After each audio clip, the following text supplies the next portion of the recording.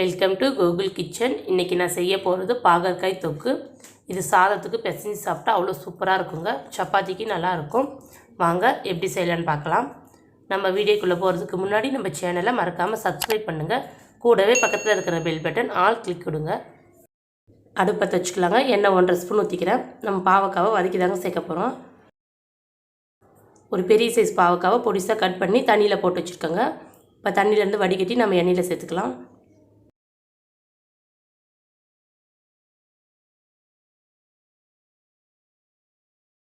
பாவக்காயை இன்னும் பொடிசாக கூட கட் பண்ணிக்கலாங்க. அடுப்பை ஃபாஸ்ட்டாக வச்சு ஒரு 5 நிமிஷம் நல்லா வதக்கலாங்க.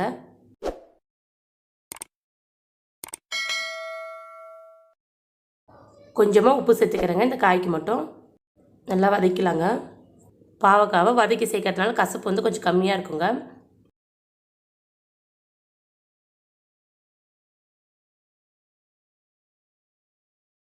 இப்போ அடுப்பு ஆஃப் பண்ணிக்கலாங்க. வதக்கி வச்ச பாவக்காவை ஒரு தட்டில் சேர்த்துக்கலாம்.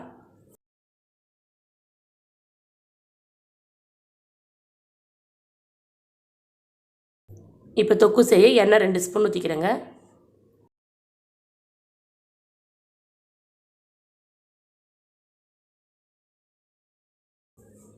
கடுகு, உளுந்து கொஞ்சமாக சேர்த்துக்கிறேங்க. சீரகம் 1/4 ஸ்பூனுக்கும் கொஞ்சம் கம்மியாகவே சேர்த்துருக்கேன்.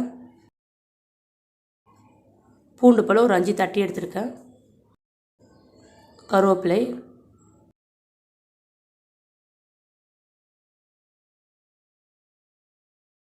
பெரிய சைஸ் வெங்காயம் ஒன்று பொடிசாக கட் பண்ணி வச்சுருக்கேன். அதை இப்போ சேர்த்துக்கிறேங்க. வெங்காயம்லாம் நல்லா வதங்கி வரட்டுங்க.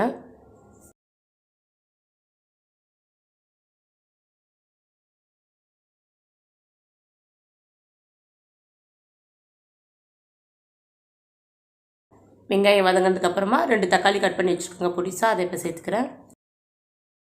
கூடவே கொஞ்சம் மஞ்சள் தூள், உப்பு வந்து கொஞ்சமாக சேர்த்துக்கிறேங்க. ஏற்கனவே பாவக்காய் கொஞ்சம் சேர்த்துருக்கோம். தக்காளியில் நல்லா குழஞ்சி வர அளவுக்கு நல்லா வதக்கி விட்டுடலாங்க. தக்காளியை நம்ம கட் பண்ணி பொடிசாகவும் போடலாம், இல்லாட்டி மிக்சியில் போட்டு அரைச்சி கூட சேர்க்கலாங்க, நல்லாயிருக்கும்.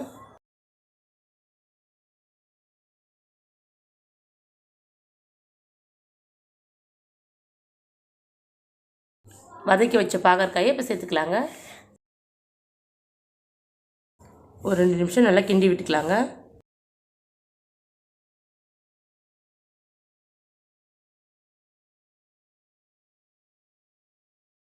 இது கூட குழம்பு மிளகாய்த்தூள் 1 ஸ்பூன் சேர்த்துக்கிறேங்க.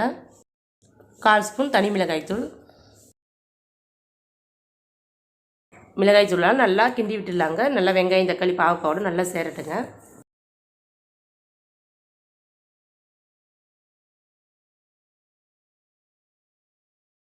ஒரு டம்ளர் அளவு இது கூட தண்ணி சேர்த்துக்கிறேங்க.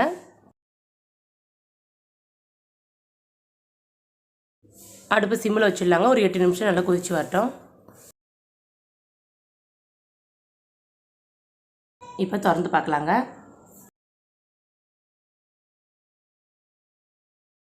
பாவக்காயில் தண்ணியெல்லாம் இல்லாமல் நல்லா சுண்டி வந்திருக்குங்க கெட்டியாக. இதில் நம்ம தக்காளியெல்லாம் அதிகமாக சேர்த்துருக்கிறதுனால பாவக்காயோட கசப்பை நல்லா எடுத்துருங்க. நல்லா புளிப்பாகவும் இருக்கும். கொஞ்சமாக மல்லித்தழை தூவிக்கிறேங்க. இது சாதத்துக்கு சப்பாத்திக்கெல்லாம் நல்லா சூப்பராக இருக்குங்க. இந்த மாதிரி செஞ்சு பாருங்கள். இந்த வீடியோ உங்களுக்கு பிடித்திருந்தால் லைக் பண்ணுங்கள், ஷேர் பண்ணுங்கள், கமெண்ட் பண்ணுங்கள். மறக்காமல் சப்ஸ்கிரைப் பண்ணுங்கள்.